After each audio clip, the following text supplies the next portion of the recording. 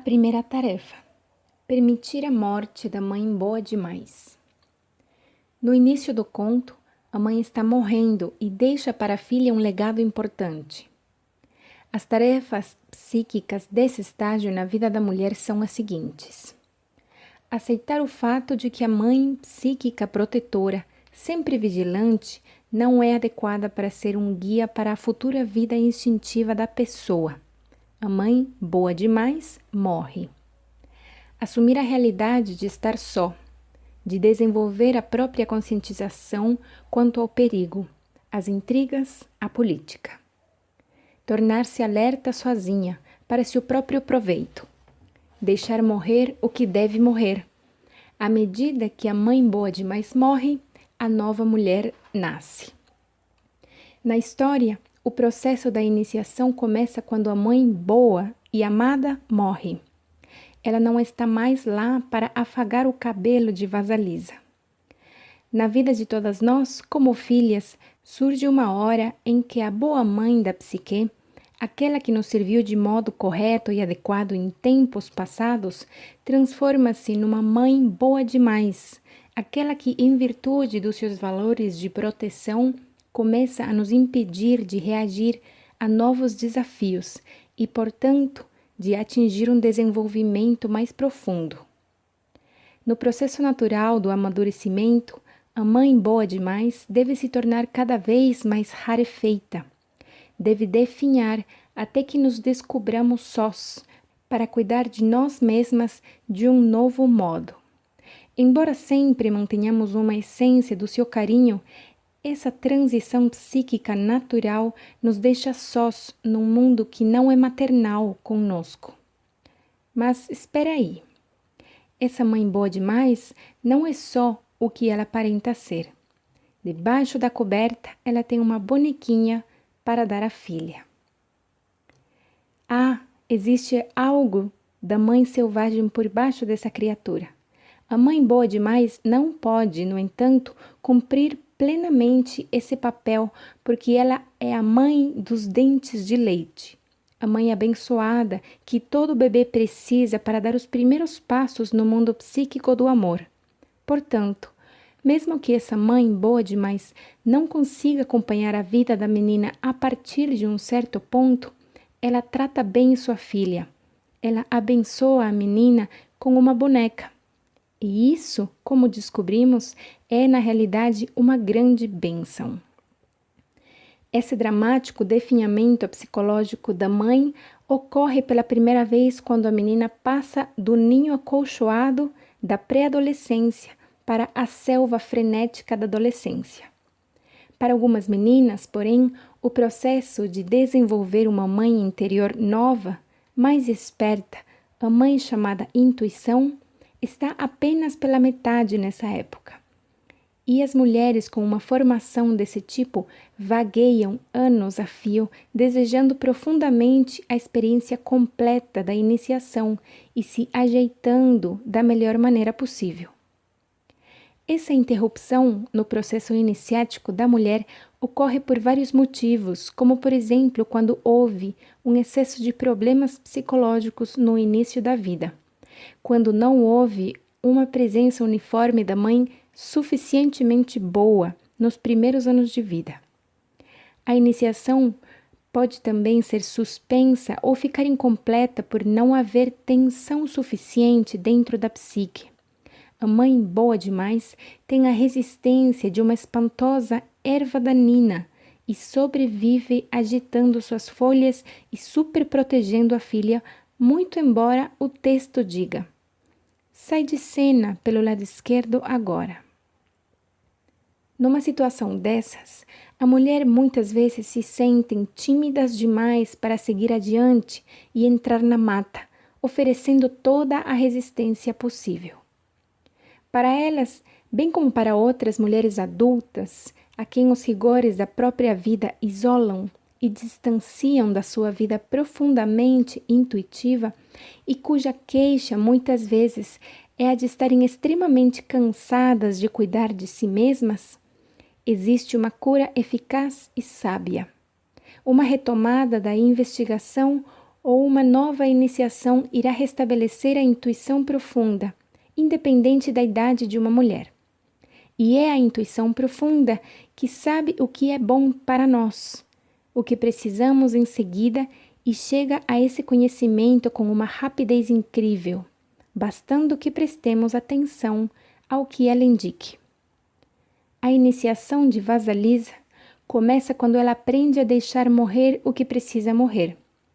Isso significa deixar morrer os valores e atitudes de dentro da psique que não mais sustentam.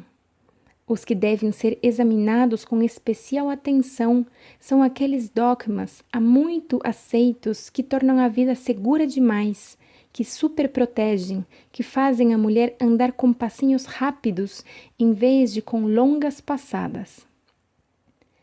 A época durante a qual a mãe positiva da infância tem sua força reduzida e na qual suas atitudes também desaparecem, é sempre ocasião para um importante aprendizado. Embora haja um período nas nossas vidas no qual permanecemos acertadamente próximas à mãe protetora, por exemplo, quando ainda somos crianças mesmo, quando de uma recuperação de uma doença ou de um trauma espiritual ou psicológico, ou ainda quando nossa vida corre perigo e o fato de ficar quieta nos manterá a salvo. E embora mantenhamos um vasto estoque de sua ajuda para toda a vida, também chega a hora de mudar de mãe, por assim dizer. Se ficarmos mais tempo do que o normal com a mãe protetora dentro da nossa psique, vamos nos descobrir impedindo todos os desafios que nos atingirem, o que prejudica o desenvolvimento futuro. Embora eu não esteja de modo algum querendo dizer que uma mulher deva mergulhar numa situação violenta ou torturante, quero dizer, sim, que ela deve fixar para si mesma alguma coisa na vida que ela se disponha a alcançar e, portanto, a assumir riscos para conseguir. E através desse processo que ela aguça seus poderes intuitivos. Entre os lobos, quando a mãe loba amamenta sua ninhada, ela e eles passam muito tempo na ociosidade. Todos ficam jogados uns sobre os outros numa grande pilha de filhotes. O mundo exterior e o mundo dos desafios estão muito distantes. No entanto, quando a mãe loba afinal ensina os filhotes a caçar e a procurar alimento, ela lhes mostra os dentes a maior parte do tempo. Ela os morde exigindo que eles não desistam. Ela os empurra se eles não se dispõem a fazer o que ela quer.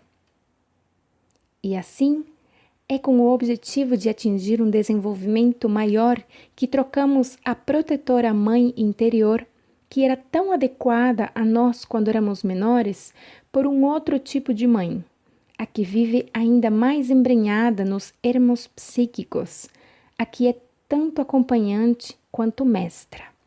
Ela é uma mãe amorosa, porém enérgica e exigente. A maioria de nós não quer deixar que a mãe boa demais morra só porque chegou sua hora. Embora essa mãe boa demais possa não permitir que nossas energias mais intensas venham à tona, é tão bom ficar com ela, tão gostoso, para que ir embora? Com frequência ouvimos vozes interiores que nos estimulam a recuar, a permanecer na segurança. Essas vozes dizem frases como as que se seguem. Ora, ora, não diga isso. Você não pode fazer isso. Você sem dúvida não é filha, amiga, colega minha, se age assim. Tudo é perigoso lá fora. Quem sabe o que será de você se insistir em sair desse ninho quentinho? Ou você só vai se humilhar, sabia? Ou ainda a sugestão mais insidiosa.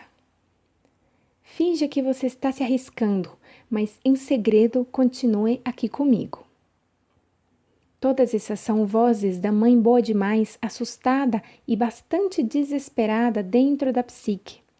Ela não tem como agir de outro modo. Ela é o que é. No entanto, se nos fundirmos com a mãe boa demais por muito tempo, nossa vida e nossos talentos expressivos recuam para a sombra e nós definhamos em vez de nos fortalecermos. E o que é pior, o que ocorre quando se reprime uma energia intensa sem permitir que ela tenha nenhuma vida? Como a panela de mingau mágico nas mãos erradas, ela cresce, cresce e cresce até explodir, derramando tudo o que tinha de bom no chão. Devemos, portanto, ser capazes de ver que, para que a psique intuitiva se fortaleça, a doce protetora precisa ceder o seu lugar.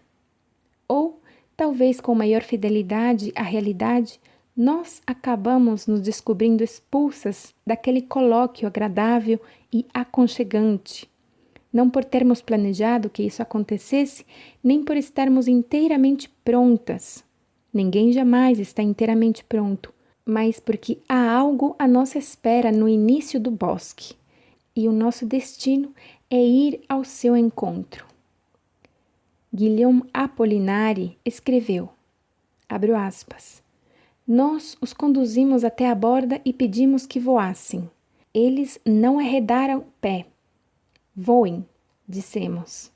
Eles não se mexeram. Nós os empurramos para o abismo e eles voaram. É típico que as mulheres tenham medo de deixar morrer a vida confortável demais, segura demais.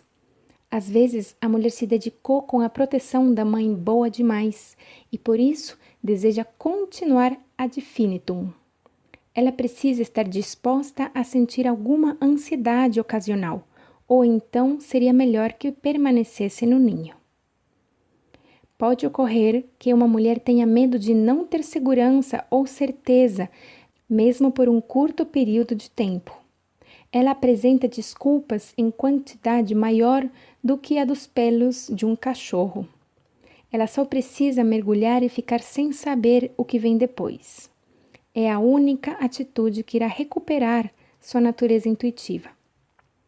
Às vezes, a mulher está tão enredada, sendo a mãe boa demais de outros adultos, que eles se grudaram às suas tetas e não pretendem deixar que ela os abandone.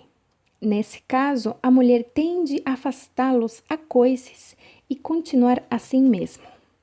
Como a psique sonhadora procura compensar aquilo que o ego não quer ou não pode reconhecer, entre outras coisas, os sonhos da mulher durante uma luta dessas serão compensatoriamente cheios de perseguições, becos sem saída, automóveis que não pegam, gravidezes interrompidas e outros símbolos de que a vida não prossegue.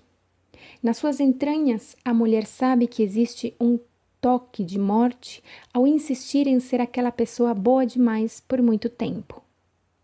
Portanto, o primeiro passo consiste em afrouxar nossa dependência do refulgente arquétipo da mãe boa demais e sempre gentil da nossa psique.